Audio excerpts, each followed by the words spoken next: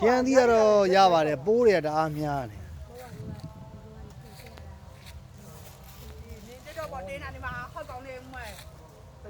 ဖျန်းသီးကပိုးတွေကြီးပဲဗျခဏခင်းရှင်နေစေးပြန်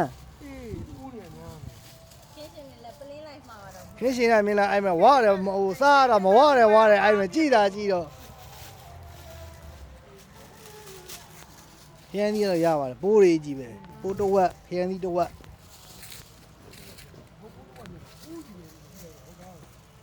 နွားသမားတော့ဟိုမှာထိုင်ခေါက်နေဗျာအဲ့မှာနွားသမားများပိုးကြပါသေးတာ